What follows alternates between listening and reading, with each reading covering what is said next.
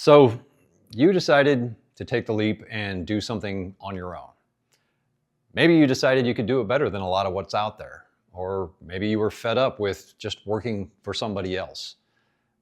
Maybe it was just a pull that you couldn't ignore, but now in your ultimate freedom, you sit down at your computer, stare at the screen and think, well, now what?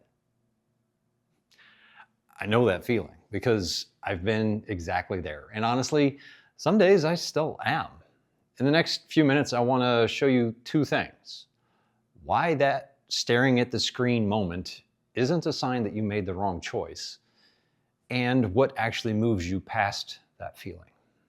You see, out of college, I landed into a quality engineering role with Chrysler. I never planned on that being my career, but I was good at it, and it was a stable, safe way to make a living. 23 years later, I had switched to another company, but I was also starting to feel a gap between what I was doing and what I actually wanted to build. I didn't hate the work necessarily, I just knew there was something else pulling at me. I always had some sort of creative side hustle, like woodworking and jewelry design. And then I found photography. A friend of mine invited me to a roller derby game, and as we sat on the side of the track taking photos, I was hooked. As I learned and developed my skills, the teams started to notice and really liked my images. Eventually, they asked me to start doing headshots and promotional photos for them. I realized that this was work that could be something that tied together the creative and technical sides of my brain. And that pull grew stronger and stronger. I began dreading each day in my engineering job because after so many years of working in the same processes, there just wasn't that much new happening. Eventually, the company I worked for was bought out and moved to another state. Whether you call it divine intervention or just serendipity, that was the moment I took the opportunity to step out on my own. And I still vividly remember that last day, walking out those doors for the last time after handing my employee badge over. It was both thrilling and terrifying. And I definitely sat there the next day wondering, well, now what do I do? I knew I had built enough skill. I had a big vision of running a photo studio, but nobody tells you that going out on your own means you're building everything, including a brand, from scratch. I had spent 23 years being really good at making complex systems work, and then I sat down to write my own bio and I was like, I have no idea who I am in this context. So I did what everyone does. I started consuming content, YouTube, podcasts, courses, books. I joined a BNI networking group. And what I found was there are a lot of really confident people out there who will tell you exactly what to do.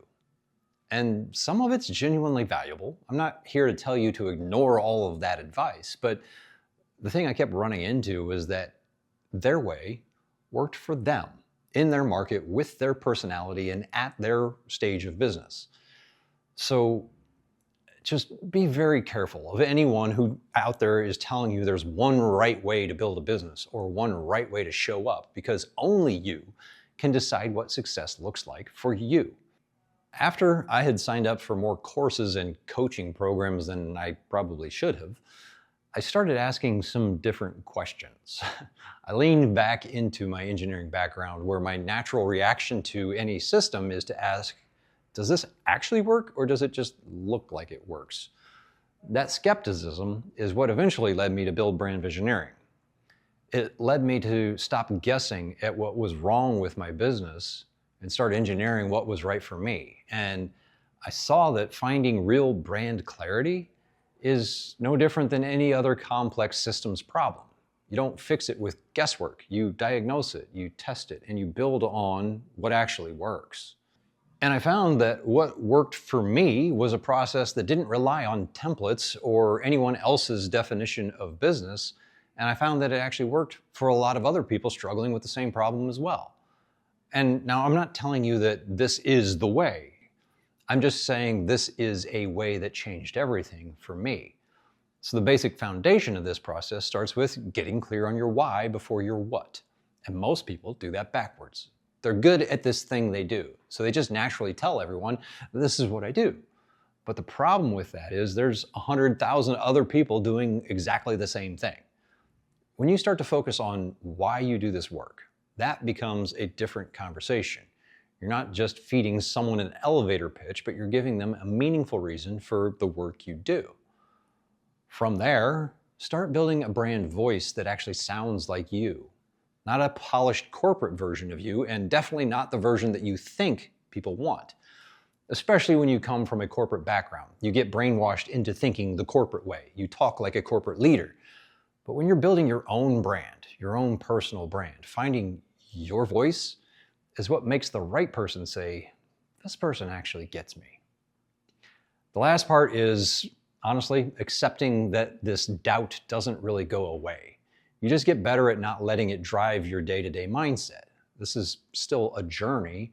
I still have days where I question if I'm in the right place, but the difference is now I have a foundation I can come back to, and I can use that to reset how I'm thinking and feeling about my work. I want to tell you about a moment that happened recently.